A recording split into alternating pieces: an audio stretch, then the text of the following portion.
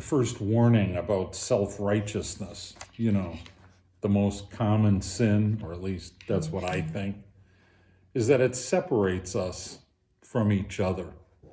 Jesus says, you who are humble enough to admit that you might have missed the mark once or twice, you are the ones that I've come for.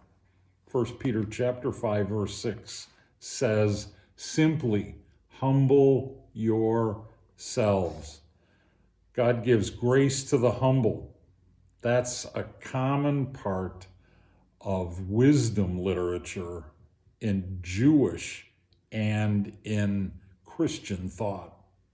Here, clothe yourself with humility is strikingly similar to Jesus humbly clothing himself with a towel to wash his disciples' feet, a sign really of mutual respect that echoes his instruction to them and to us to entrust ourselves to the parental care of Jesus. Does that make sense? Sure it does. Do you have anything in your life, any person in your life that made that real for you?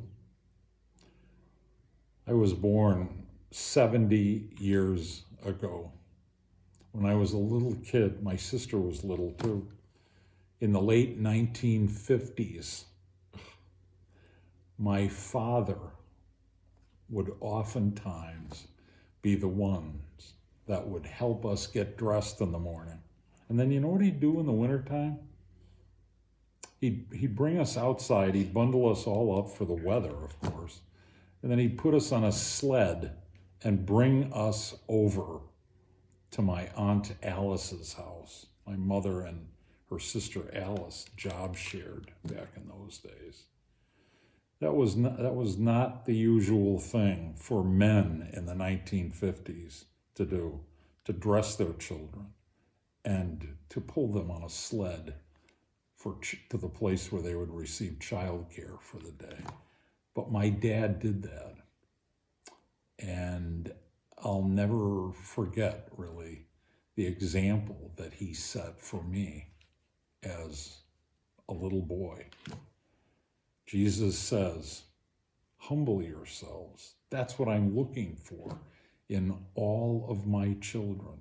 It's important because it's a crucial part of grace to go.